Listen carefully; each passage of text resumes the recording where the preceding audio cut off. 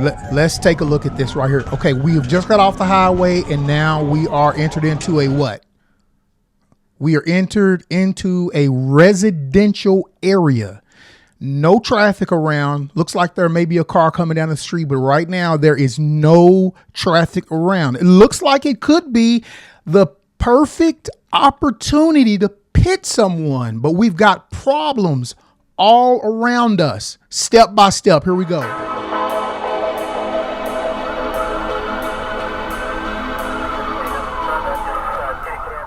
Hey, welcome back to 12 Reacts. This is Ed Logan.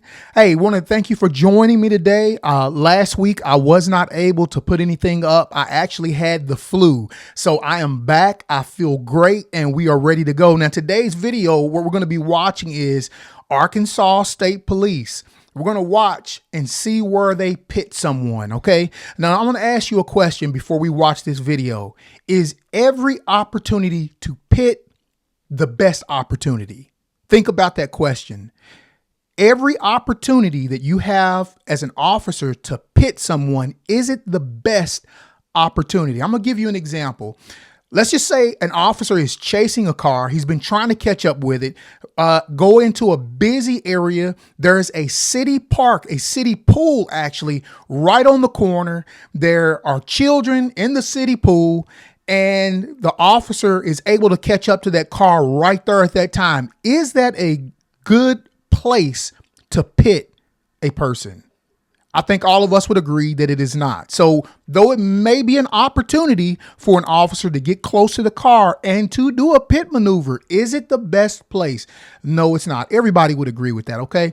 All right, so let's watch this video and we're going to discuss this a little bit more about making the best opportunities to be able to pit and using the correct places to be able to pit someone. Let's watch.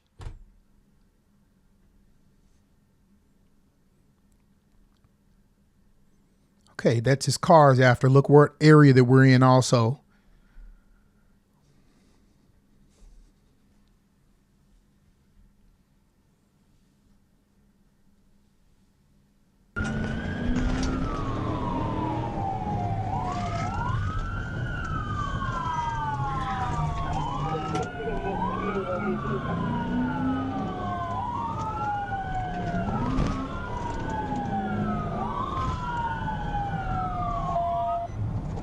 Man, that North Star, they got some legs on them, those Cadillacs now, if you know what you're doing.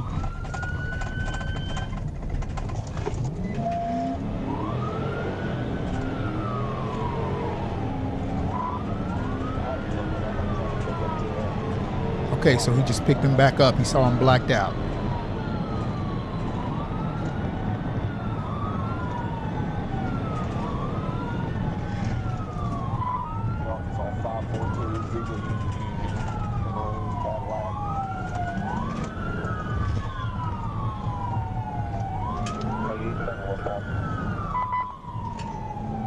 Took the Woodrow exit. We're going to be back south on Woodrow. Show me 1037. Look where we are.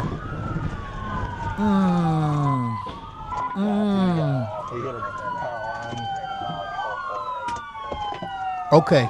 Okay. We got to go back, y'all. We got to go back. Got to go back. Took the Woodrow exit. We're going to be back south on Woodrow. Okay. Let's take a look at this right here. Okay, we have just got off the highway and now we are entered into a what?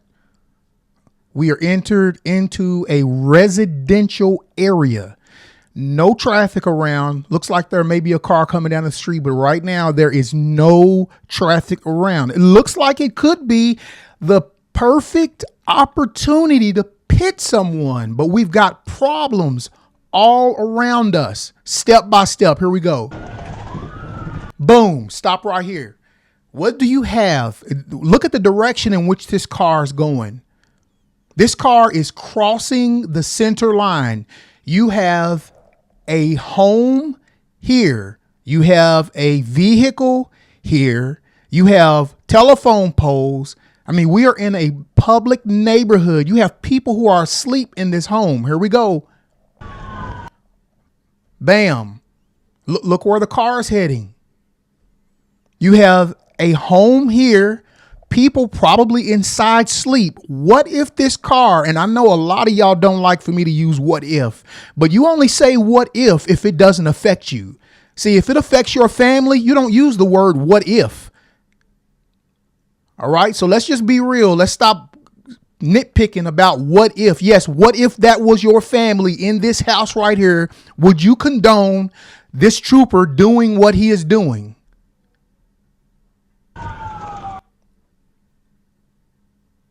So we got another house right here. This is one on the side. We have a house right here. And of course, we see the utility pole.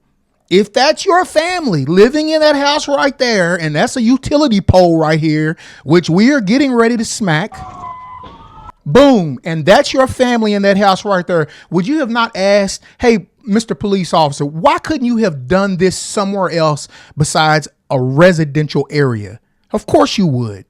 Any normal person would. He hit a power line.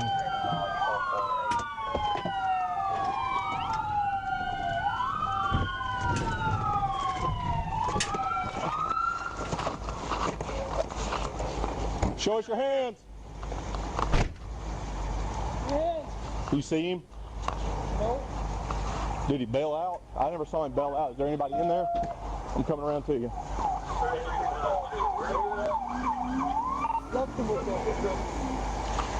Out of 14.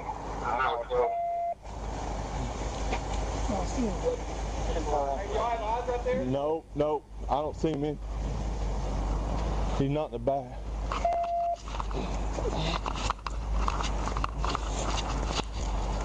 I don't see him. Clear. He's out of clear. He bailed out when he hit that pole. Watch these power lines. I don't know if there's any power lines down or not.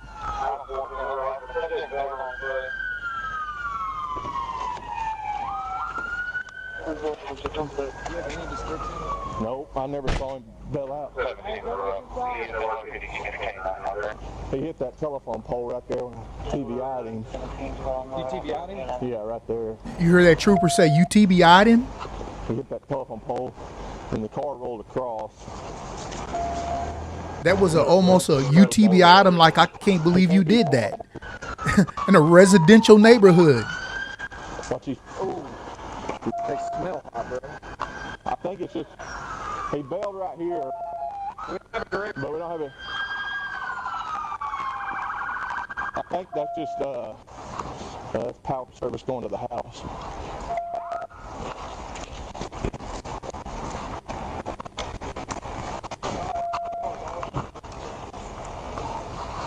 Do we have a dog on here?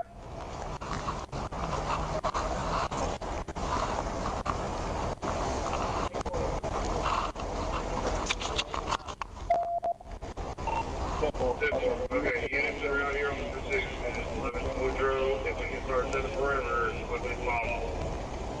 We've got what? I never saw him bail out, but never saw him bail out. Yeah, I didn't hear anything. Okay, so as you can see, look, I'm just gonna play it to you real. When officers, when departments do a great job, I'm gonna give it to them. Hey, great job. But you know, when we also make mistakes, I'm gonna call out a mistake, and that was a pretty bad mistake that was made right there. It's just my training that I've had. When you have departments who have policies that allow them to do that, there's not much you can do about that. When they allow that much decision making on that police officer at that time, and he doesn't have to get authority to be able to make a pit. See, most supervisors are not going to allow you to a pit like that in a lived in neighborhood. And you know, some of you are going to say, well, it doesn't really matter. Well, like I said, it only doesn't matter because it's not in your neighborhood. But I bet you if it was in your neighborhood, I bet you'd have a complaint about it. All right. So let's just stop playing games. For those of you who are going to be rude and put it in the comments, you go ahead and put it in the comments if you want. But that was a wrong pit maneuver at the wrong time. Okay, you have to be wise when you do this. You have to make sure that the public is not going to be hurt at any time during these. It's so important for you to think about the public more than we think about our myopicness when we are in our pursuits, when we're thinking we're trying to get this guy. We're not concerned about anybody else. I'm telling you guys, it's wrong.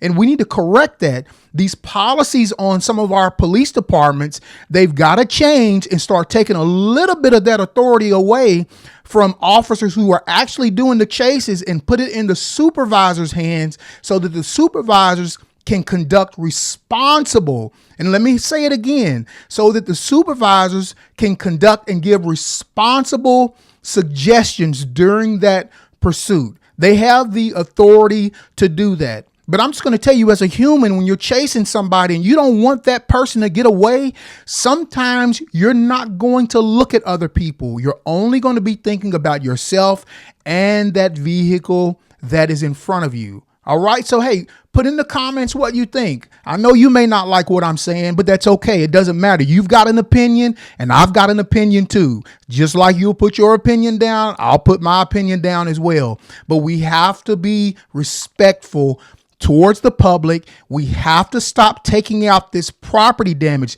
Now the home may be out of power for a day, 2 days, because we couldn't get another 3/10, another mile down the road before we wrecked the car out somewhere at a place that was a good location. We just got to think about these things. What's your thoughts? See you on the next video. Thanks for joining me.